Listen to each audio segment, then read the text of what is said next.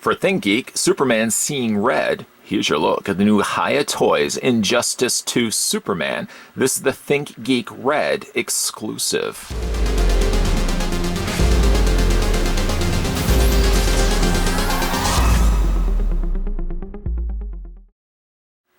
Exquisite Mini is a new stand series for 1/18th super articulation action figures from the folks over at Hiya Toys.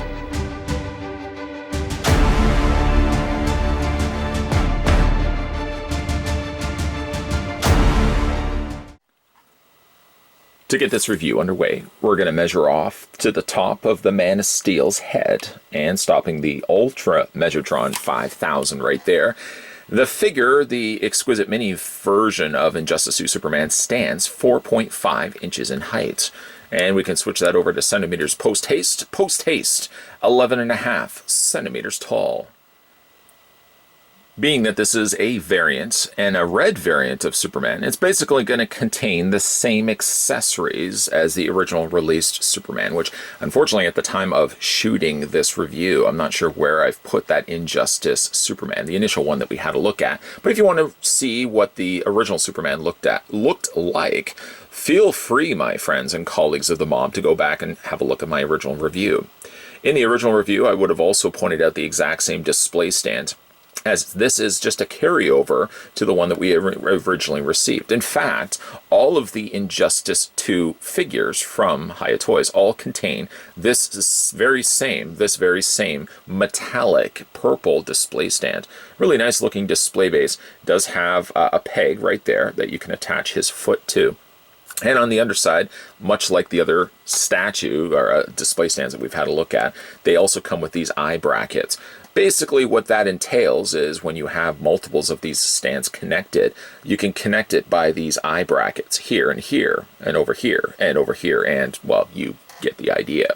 Once those are all attached, you can then extend out your diorama display base to add on to additional display stands until you get a larger piece, a larger display to go by. So that's always cool. I like that they do include those.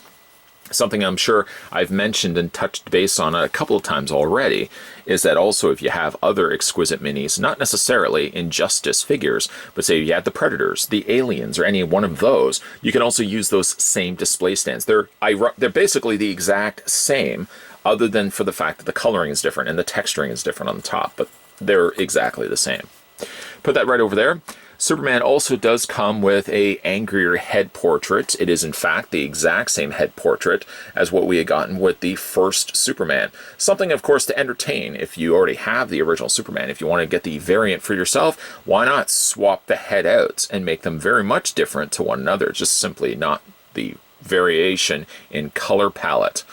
Put that right over there, and then of course the last thing, I always say of course, like you guys are aware of this, but let me give you some 411. He also does come included with a pair of closed fists. Same thing that also came included with that other Superman. So let's have a look at the red variant of Superman. Now again, there's not much different from this one to its initial release other than the fact that they've swapped out a new different coat of paint. I'm kind of actually digging this red. And while it doesn't necessarily feel like Superman at face value, because it kind of comes across more like a Shazam to me, it still has a really nice looking sculpt to it. This one specifically kind of looks like the actor that played Superman from Smallville. What was it, Tom Welling? I'm drawing a blank actually thinking of his name at the moment, but very much kind of looks like the actor from Smallville who also so happened to have portrayed Superman, ironically enough. I wonder where they would take cues from when it comes to designing the character. Obviously, this is from his depiction in Injustice 2, but I'm sure they might have maybe very well taken the head portrait idea from maybe another source, maybe Smallville, you never know.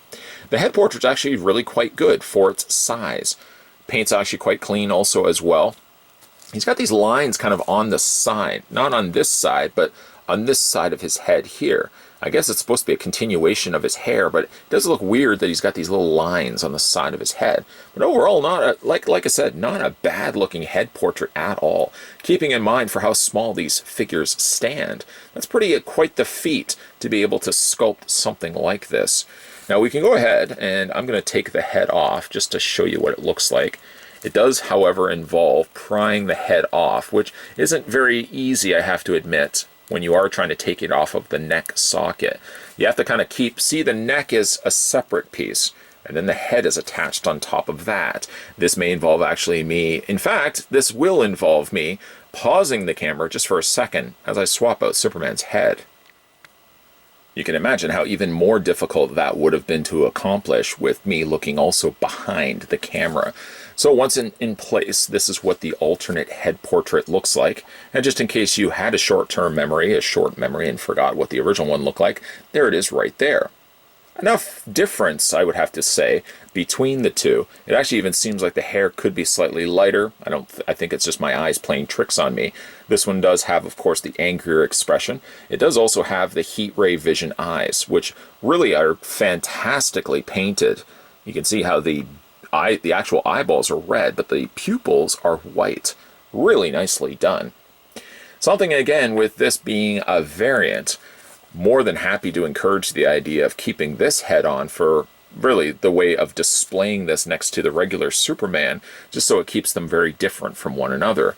You know, ironically, looking at these also being variants, it reminds me of like back in the day where if you played a video game and you often picked the same character, they would of course give you that character with a different color. Like Marvel vs. Capcom, for example, they would give you a variation of colors so you weren't playing the exact same character side to side. This kind of reminds me of that, and it's of somewhat irony also as well, for a character that is blue tends to be then the variant color, the opposite of that for a player 2 option, usually is like a red, so kind of works out that way. The Superman emblem, actually everything really to this, despite this not being a Bizarro, is Bizarro reversed. The blue is now swapped out for red. The emblem, originally being in red, is now swapped to blue. The only thing that really kind of stays the same is the yellow, in this case presented here as gold. The gray actually looks kind of, or the red, I should say, it looks kind of neat because it's not fully painted as red. There's like an additional darker gray that's actually been added to the mix as well. Some nice sculpting also to the lower half of his torso. It doesn't get represented here as much on the top, but like in his abdomen, you've got all these little folds, these lines of sculpt that have been done also here and also in his arm here.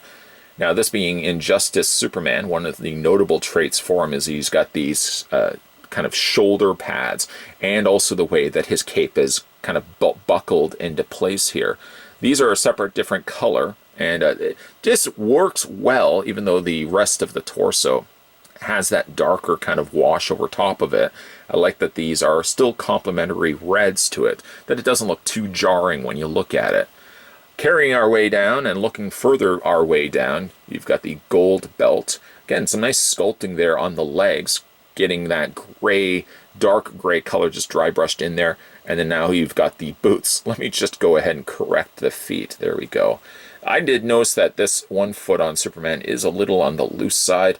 And I guess to the process of changing out the head, I might have just bent the leg inadvertently. But there's what the lower legs, the lower boots look like. Again, just pretty much what Superman's colors would be, inverted, right down to the fact that instead of having the red cape, he's got the blue cape, which is done here in a soft fabric. Liking the fact that they're using fabric capes. Oh, I'm so tired of plastic capes. You just can't do some plastic capes are fine if they're not hindrances, where at least they're sculpted, but sometimes plastic capes get in the way of moving figures around.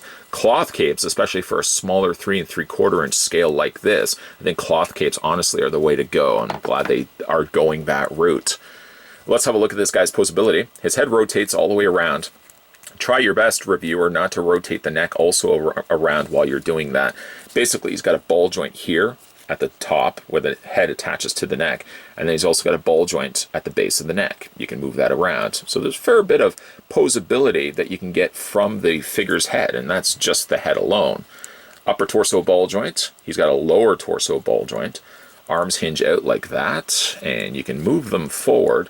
As you are moving them forward, you could get Superman into a flight pose, and also because he's got the the pivoting ball joint at the base of the neck and the ball joint at the top of the head, you can also successfully bring the head high enough up so it actually does look like he's looking where he's flying. I also demonstrated this too to show you that when you are moving the arms forward, the shoulder pads, being the way that they're tabbed into place, also get out of the way. That's a good thing. As we move further our way down, once again, the legs are on hinge joints, ball hinge joints. This really stiff, I noticed on these particular figures. Swivel at the top, cut at the thigh, double hinge on the knee. Nothing really in the boots, but then you get quite a generous amount of articulation in the ankle. Ankle rocks back and forth, hinges up and down, and it also rotates all the way around. Although results may vary, it may look a little jarring. There I go, moving the foot again. The figure as a whole stands pretty good for its size. Sometimes 3 3/4 inch figures can be a little difficult to stand, Superman not really being the case of that.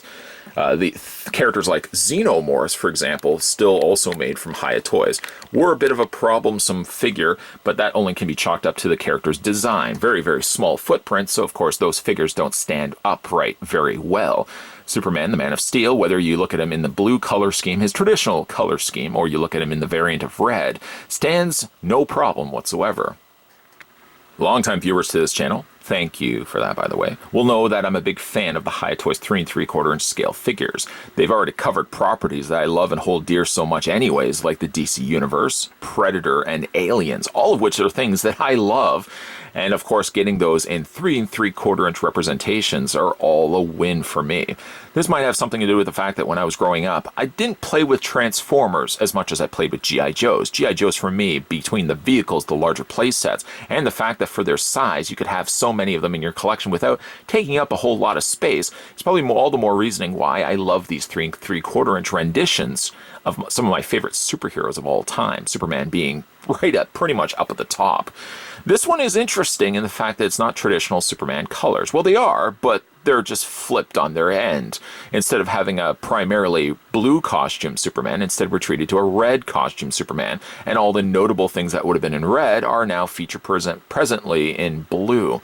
I think this actually rather works well. It kind of also harks back to the old video games where if you ever were lucky enough and wanted to play the same character as your friend, usually the computer would give you a varied colored version of the same character so that you could tell them apart from one another. And I kind of like that, and that's maybe more the reasoning also why I like the red costume Superman also. You could really play out scenarios in your mind. If you're still somebody that plays with your figures, by all means, you could really imagine, if you will, that this is Superman from another world, another dimension, in the red costume. Even giving him the angry expression on his face only sells the fact that this guy's a little bit different than his original self. This one, again, like I said, is a ThinkGeek exclusive, so you pretty much know the drill if you are interested in picking this one up for yourself. If you did manage, however, to get the red variant of Superman from Injustice 2 and Hiya Toys, let me know down below in the comments section what you guys think of the figure, or really just based on this review, and this review alone. Today we were having a look at the Hiya Toys Injustice 2 Superman. This was also the red variant ThinkGeek exclusive. If you guys want to go back and have a look at some of my other Hiya Toys reviews, rest assured, there's a playlist that you guys can check out and watch at your viewing pleasure. Also, if you're new to this channel or long-time viewers and just never got around to it, make sure right now you hit that subscribe button and head on over to your next door neighbor. Turn on the bell notification so that when future videos, including, FYI, a couple of other ThinkGeek Hiya Toys exclusives, I just gave it away. It's okay. Make sure that you are hitting that bell notification so that when future videos are coming onto this channel, you'll never miss out. And as I said, and I kind of gave it away, yes, we are going to be having a look at some other Injustice 2 ThinkGeek color exclusives. So if this is kind of your thing, and you like 3 3/4 inch figures like I do, stay tuned because we're going to have a look at a couple of others as well. Thanks for watching, guys, and I'll see you guys next time.